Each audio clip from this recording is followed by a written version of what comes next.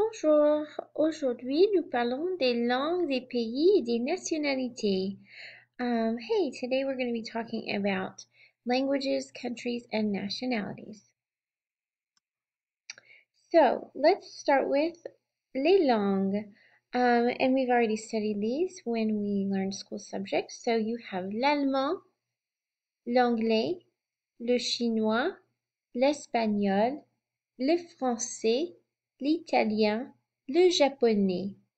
So German, English, Chinese, Spanish, French, Italian, and Japanese. Remember that we can use the verb parler to speak, to talk about speaking these languages. So the question, parlez-vous français? Do you speak French?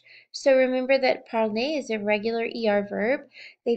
Regular ER verbs follow this pattern in the endings that we add onto the end of the verb to conjugate it to make them match the subject. So you have je parle, tu parles, il, elle, and on parle. Nous parlons, vous parlez, and il and elle parlent. Ensuite, les pays, the countries. We have l'Allemagne, les États-Unis, l'Angleterre, la Chine, l'Espagne, le Mexique, la France, le Canada, l'Italie, le Japon, la Belgique, et la Suisse.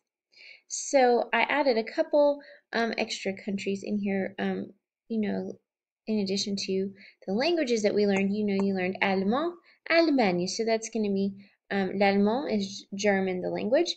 L'Allemagne is Germany, the country. Les États-Unis, obviously you know us. L'Angleterre would be England. La Chine, obviously, is China. L'Espagne is Spain.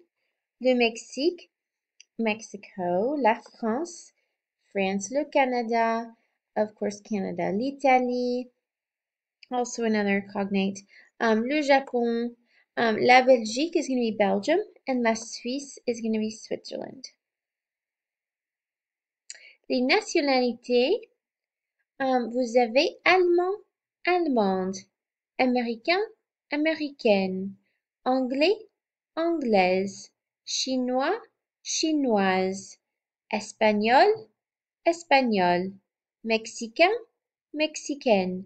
So remember that we talked about masculine and feminine forms of adjectives. So the first in each of these instances is the one that you would use for a male.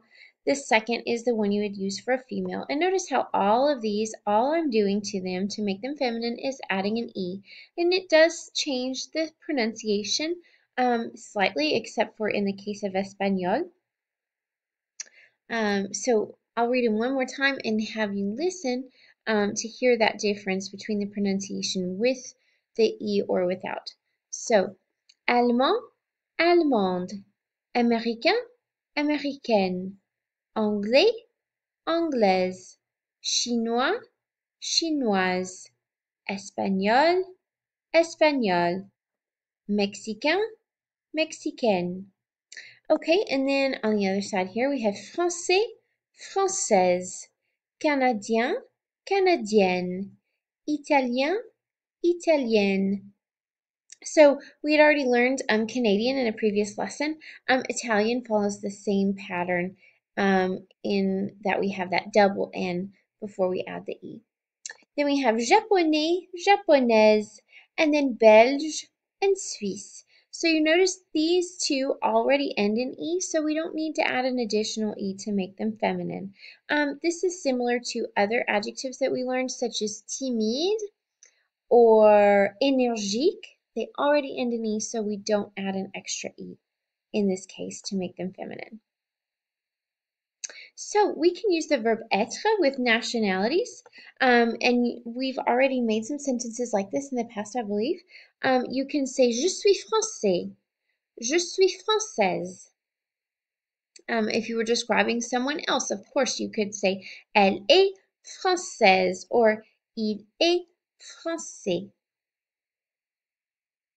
We can also use the verb être plus the preposition de and then a country to tell where someone is from. We did this already with states. We had some sentences about Dolly Parton and Elvis, and we said, for example, for Dolly Parton, we said Elle est de Tennessee. You might have made a sentence about yourself, telling where you were from. Je suis de plus a city. So we can also use the preposition de, from, plus the name of a country. And notice here, je suis d'Angleterre, how the DE becomes D apostrophe before this vowel. Then, as a reminder, you can also use habiter plus the preposition à plus a city to tell where you live, which city you live in. So, il habite à Paris. He lives in Paris. And reminder that habiter is a regular ER verb. It follows the same pattern that all regular ER verbs do, in that we add these endings e, es, ons, ez, and ent to the end of our verbs to make our verbs match the subject. Okay, now I have some examples for you. Elle s'appelle Catherine. Elle est de France. Elle habite à Lyon. Catherine est française. Elle parle français. Okay, so we're just giving you some information about her. We told you her name.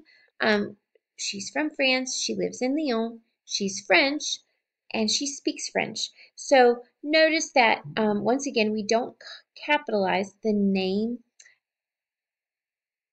French, whether it's referring to her nationality here or referring to the language. So you're already familiar with that with the language when we talked about français and anglais and all those before. When we use them as adjectives to describe someone's nationality, we also do not need to capitalize them. And then look here at my sentences about Robert. Il s'appelle Robert. Il est de France. Il habite à Lyon. Robert est français. Il parle français. Now, one little thing I wanted to point out here, il parle français, elle parle français. We're familiar with this already, just saying that someone speaks a particular language. We don't change anything on français, the language. We only change français if it is describing someone's nationality. So if we had the verb êtres, elle est française, then we know we need to make a change. If we're just talking about the language that she speaks, French is the same language whether it's spoken by a male or a female, so no changes are needed there. Okay, and to show you how this works with plural subjects, we have elles s'appellent Laura et Christina. Elles sont d'Italie. Elles habitent à Rome. Laura et Christina sont italiennes. Elles parlent italien. So, take a look at these. How we have elles sont d'Italie. I changed since my subject was elles plural, I had to change my verb être to match my subject. They are from Italy. They live in Rome.